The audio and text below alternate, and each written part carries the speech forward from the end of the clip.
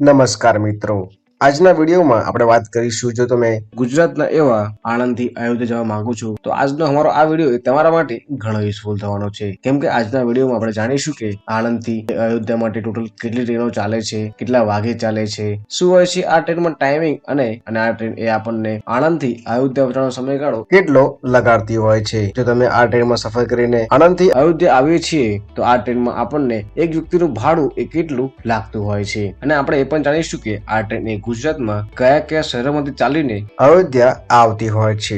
એટલે તમે વિડીયોને શરૂથી લઈને એન્ડ સુધી જરૂર જોજો અને વિડીયોને પૂરો જોયા પછી જો તમારે કઈ ક્વેરી હોય તો મને નીચે કમેન્ટ બોક્સમાં પૂછી શકો છો. હું એનો આન્સર તમને જરૂરથી આપીશ. અને વિડીયો શરૂ કરતા પહેલા જો તમે હજુ સુધી અમારા આ વિડીયોને એક લાઈક નથી કર્યો તો અમારા આ વિડીયોને એક લાઈક જરૂરથી કરજો. કેમ કે ઘણા બધા લોકો વિડીયો અમારો આખો જરૂર જોવે છે પરંતુ વિડીયોને એક લાઈક નથી કરતા અને તમારા એક લાઈક થી અમને ઘણું બધું મોટિવેશન મળતું હોય છે. અને જો તમારે અમારા ચેનલ ઉપર નવા હો તો ચેનલને નીચેથી સબસ્ક્રાઇબ પણ જરૂર કરજો. અને હું છું તમારી સાથે અમિત ગુજરાતી અને આજે આપણે વાત કરીશું આણંદથી અયોધ્યા માટે ચાલતી એવી ટ્રેનની. અને તમે પણ જો આણંદ જેવા શહેરથી અયોધ્યા આવવા માંગો છો તો આણંદથી એક એવી ટ્રેન ચાલે છે જે અઠવાડિયામાં અહીંયા બધા જ દિવસ ચાલતી હોય છે. કેમ કે આણંદથી અયોધ્યા માટેની ટ્રેન એ અઠવાડિયામાં રોજ જે ચાલતી હોય છે. અને વાત કરું આ ટ્રેનની નામ નહીં તો આ ટ્રેનનું નામ એ સાબરમતી એક્સપ્રેસ રહેતું હોય છે. અને આ ટ્રેન એ ગુજરાતમાં એવા અમદાવાદથી ચાલતી હોય છે. અને આ ટ્રેન એ આણંદથી રાત્રે 12:12 ઉપડતી હોય છે જે ટોટલ એક દિવસ 4 કલાક અને 10 મિનિટ પછી આપણને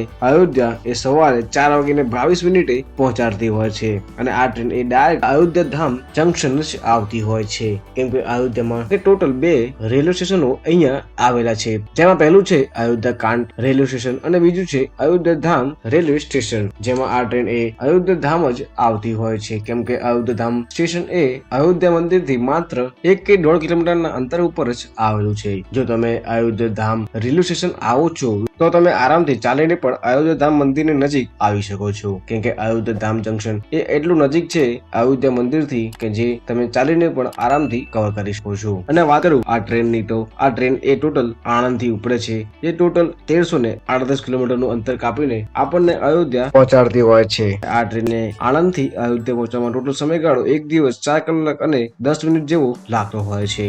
અને આ ટ્રેન એ ટોટલ એમ તો 1935 કિલોમીટરનું અંતર કાપતી હોય છે. અને વાત કરું આ ટ્રેનની સ્પીડની તો આ ટ્રેનની એ એવરેજ સ્પીડ 44 કિલોમીટર અને મેક્સ ટુ મેક્સ સ્પીડ 130 કિલોમીટરની રહેતી હોય છે. અને આ ટ્રેનની સ્પીડ પણ એ સુપરફાસ્ટ એક્સપ્રેસ જેટલી જ રહેતી હોય છે. અને વાત કરું આ ટ્રેનના રૂટની તો આ ટ્રેન એ અમદાવાદથી જ ઉપડતી હોય છે. અને આ ટ્રેન એ અમદાવાદથી રાત્રે 11:10 ઉપડતી હોય છે. અને આ ટ્રેન એ અમદાવાદથી રવાના થઈ મણિનગર અને મણિનગરથી રવાના થઈ આ ટ્રેન ખેડા અને નડિયાદથી આ ટ્રેન એ આણંદ આવતી હોય છે. અને આ ટ્રેન એ આણંદ રાત્રે 11:55 પહોંચે છે. અને આ ટ્રેન એ આણંદથી રાત્રે 12:12 પડતી હોય છે. કેમ કે આ ટ્રેન એ આણંદમાં ખાલી અહીંયા 2 જ મિનિટ ઉભી રહેતી હોય છે, એ પણ પ્લેટફોર્મ નંબર 4 ઉપર. અને આણંદથી આ ટ્રેન આગળ વધીને એ છાયાપુરી આવે છે. અને છાયાપુરથી આ ટ્રેન એ ગોધરાથી એ અયોધ્યા માટે આગળ જતી હોય છે.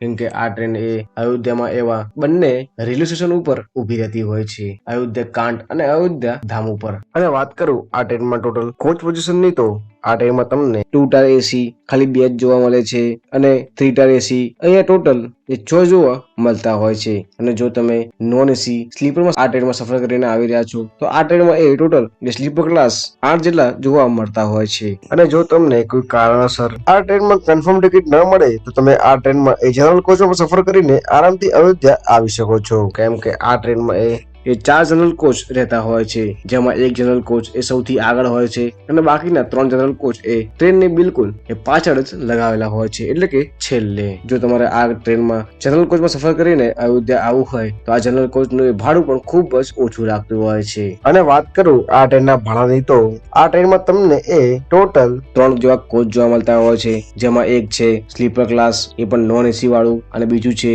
3 ટાયર એસી અને ત્રીજું છે એ છે 2 ટાયર એસી. અને આ ત્રણેય કોચમાંથી તમને તમારા મનગમતા કોચમાં સફર કરીને આરામથી અયોધ્યા આવી શકો છો. કેમ કે હાલમાં અત્યારે અયોધ્યામાં ખૂબ જ ભક્તોની ભીડ હોવાના કારણે આ સ્લીપર ક્લાસ ઓલમોસ્ટ ફૂલ જ ચાલતું હોય છે. અને જો તમે આ ટ્રેનમાં સ્લીપર ક્લાસમાં સફર કરીને આવી રહ્યા છો તો આ ટ્રેનમાં તમને ખૂબ વધારે પડતી ભીડ જોવા મળતી હોય છે. તો એટલે તમે આ ટ્રેનમાં 3 એસીમાં સફર કરીને આરામથી અયોધ્યા આવી શકો છો. અને જો વાત કરો આ ટ્રેનમાં ભાડાની તો આ ટ્રેનમાં તમને સ્લીપર ક્લાસનું ભાડું 575 રૂપિયા, 3 એસી નું ભાડું 1545 રૂપિયા અને 2 એસી નું ભાડું અહીંયા 2235 રૂપિયા જ રહેતું હોય છે. આ ત્રણ કોચમાંથી તમને જે બી કોચ સેટ થાય છે એ કોચમાં તમે સફર કરીને આરામથી અયોધ્યા આવી શકો છો. અને જો તમારે આ ટ્રેન વિશે કંઈ પૂછવું હોય તો મને નીચે કમેન્ટ બોક્સમાં પૂછી શકો છો. હું એનો આન્સર તમને જરૂરથી આપીશ. અને જો તમે હજુ સુધી અમારા આ વિડીયોને એક લાઈક નથી કર્યું તો અમારા આ વિડીયોને એક લાઈક જરૂરથી કરજો. અને વિડીયો કેવો લાગ્યો છે એ પણ નીચે કમેન્ટ બોક્સમાં કહેવાનું ના ભૂલતા. મળીએ આવા જ નવા વિડીયોમાં. જય શ્રી રામ.